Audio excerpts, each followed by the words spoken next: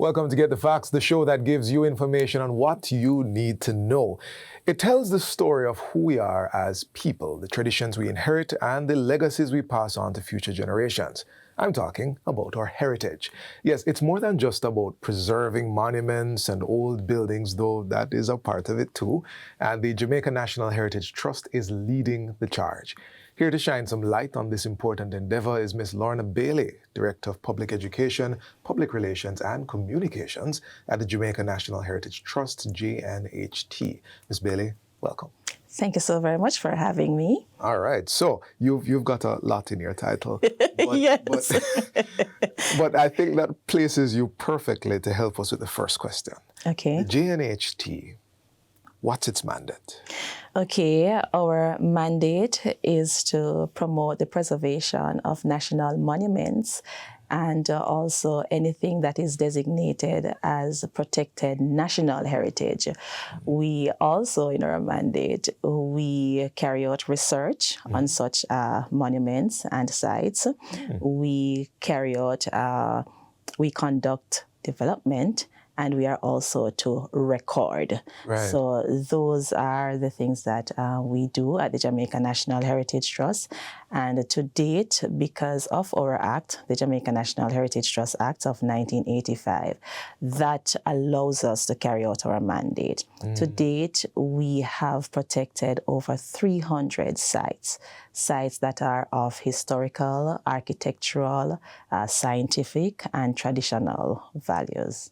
No, that's interesting because you've said some things which I didn't expect just yet. In the intro, we mentioned that it's more than just preserving old buildings and monuments. Right. You mentioned science and, Yes. and development. Yes. What does that look like? Okay. Okay. In terms of science, scientific sites, I'm going to draw on the Blue Lagoon because, yes, the Blue Lagoon is a national monument, and that is in Portland.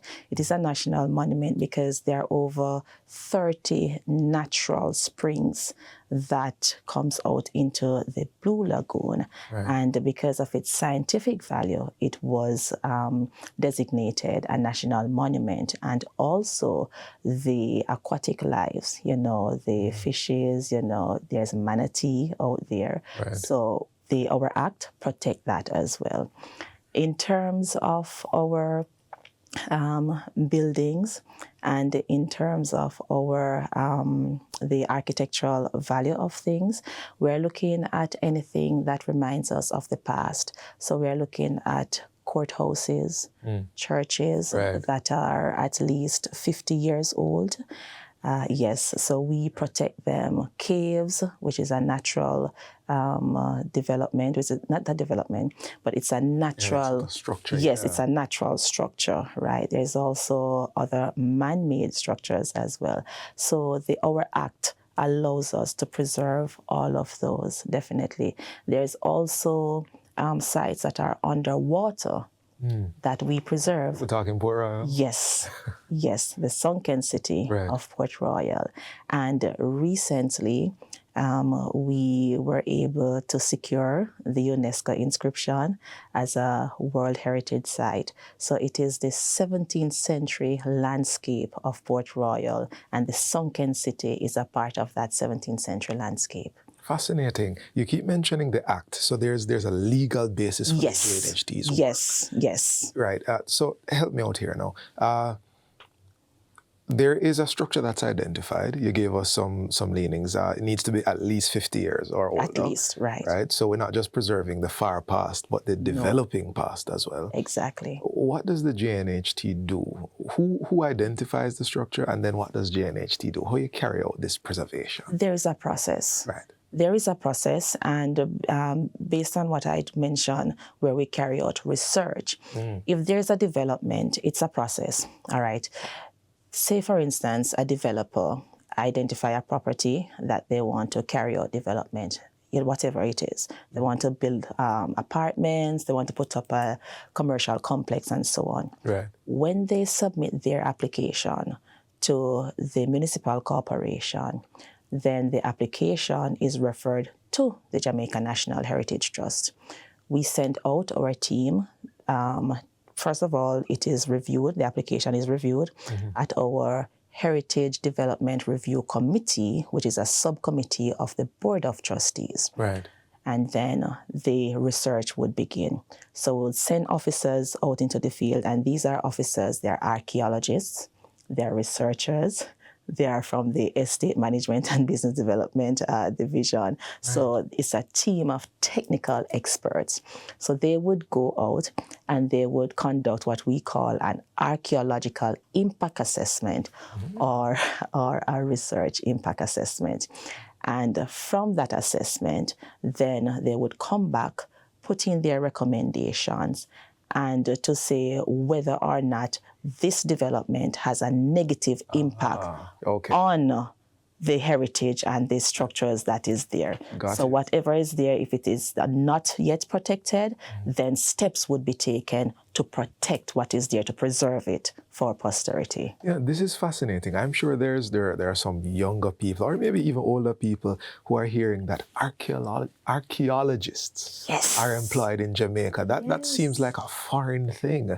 But you've given us some real good information there. Could you highlight some of the more significant heritage sites and monuments that the Trust has worked on? You mentioned the sunken city, so give me something apart from that one. Wow, there are so many. Right. Because right across Jamaica, we are called in when we get those applications. So we are always going out. For instance, when the highway, the Edward Seaga Highway was being conducted, we carry out archaeological impact assessment on that.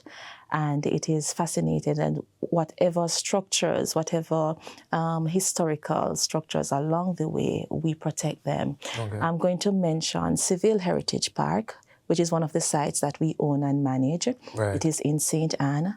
That is where the history of Jamaica began, because 4 groups of people coexisted or interacted and met on that site.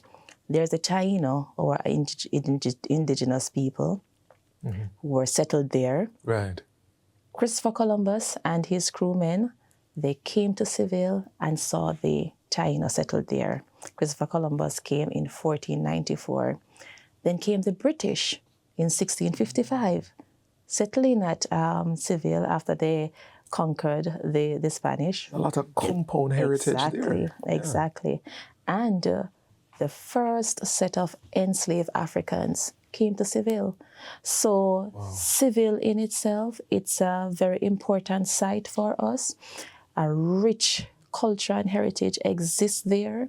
And we refer to the site as the site of the encounter, right? That's very poetic. Yes, and there are so many things happening at Seville, because Seville is where we have Emancipation Jubilee each year on July 31st to August 1. Right. And that is in commemoration of our African ancestors.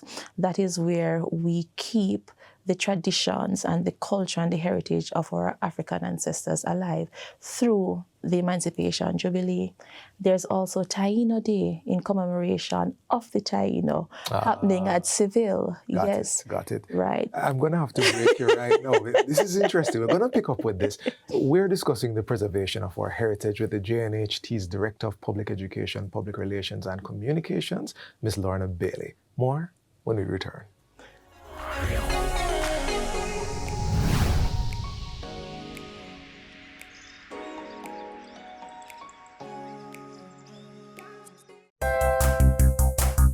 So many wish they could visit our shores. We live where they vacation.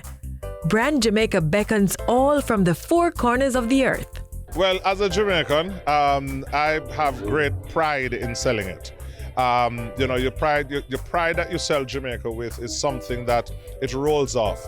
Jamaica has so much to offer, and every time I have the privilege of bringing an executive down to Jamaica, an executive from an airline or a tour operator or a travel agency, and you take them across the country, the pride that they said, wow, I can't imagine, especially when it's their first time. Wow, I love this. Build it. Cherish it. Our wealth is Brand Jamaica.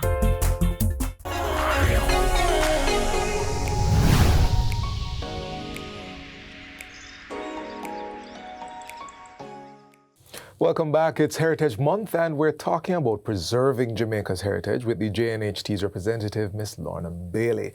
Lady Bailey, we had ended the first segment talking about the sites. We had covered Seville and the poetry of the place of meeting. Yes. You had promised to give us 2 more sites. Okay, 2 more sites. National Heroes Park. We are responsible for maintaining the shrines of the national heroes. Right. And also Jamaica's 5 historic districts. There is Port Royal, there is Titchfield Peninsula in Portland, there is Spanish Town, Falmouth, and there is Black River. And what I mean by historic district is a geographical area with a high concentration of buildings of historical and architectural value. High concentration of buildings. Spanish Town, definitely. Yes. Definitely. Such unique architecture in Spanish Town in particular. Yes. All right, so we've covered the mandate, we've covered the... Did we cover the 3 Ps? You had mentioned them to me. So it is promotion, right, protection, and preservation. And those 2 last Ps are different. Yes. But I do have to ask you, when it comes to protection and preservation, what challenges does the JNHT face in the field? Yes, we do have some amount of challenges. One of them is sustainable development.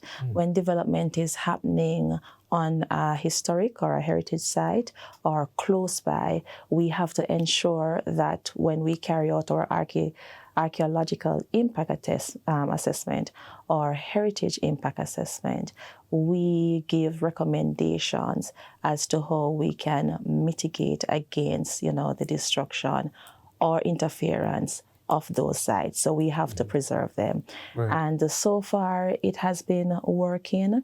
And I believe that if there were more laws and policies in place to, offer more protection, then that could help. So sustainable development is, a challenge for us. Yes. What about public interaction? To the JNHT, and I'm just throwing this scenario out there, to the JNHT, this building is of architectural significance. To people who have lived around this building for 2 or 3 generations, it's just an old building. Have you found there to be that sort of tension Yes. in your mandate and the public? Yes, we do. And what we do, we often have conversations with them and, sensitizing them, let them know, because sometimes they don't know the value of what they have. Because those buildings, you will never get them anywhere else, because we inherit them from the past and we have them in the future, in the present time, and we have to protect them for future generations. So it is very important for us to protect them. So we will have conversation with the owners of these properties. And if they are not yet declared or not yet protected by the Jamaica National Heritage Trust Act, then after we sensitize them and tell them the value of their property and so on, then they will take the necessary steps in applying for their properties to be protected under our act. Yeah. Have you found young people might come and see these structures, these physical manifestations of our history? Have you found that when they hear the stories, it really grips them and they're like, wow? Yes. History is very exciting, and you have to know how you're going to relay the information to them. Certainly. So that they can be interested and keep focus, And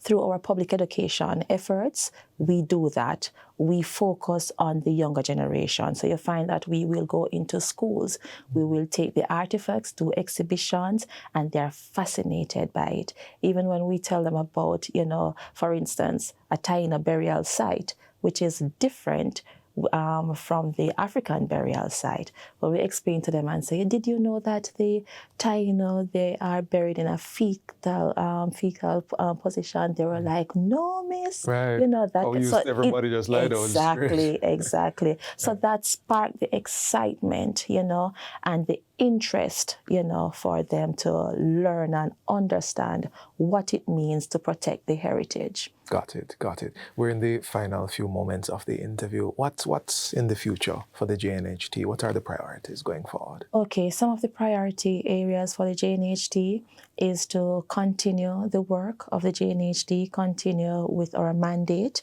to protect, promote and preserve Jamaica's rich cultural heritage. Also to carry out our regular maintenance of our sites. There are a number of sites that the JNHT has responsibilities for. Yes. And to carry out the maintenance. We are looking to strengthen our private partnership, and we are looking to gain more private interests who can, sit at the table with us and have a discussion to see how they can play their part and be involved in doing projects with us to develop the sites that we have. Thank you so much for that. We have come to the end of our program. We've discussed the heritage, why it matters, what JNHT is doing about it now and in the future. And I do hope that you've learned as much as I have from this enlightening conversation. Until next time, I'm Theodore Henry. This is Get the Facts. Do take care.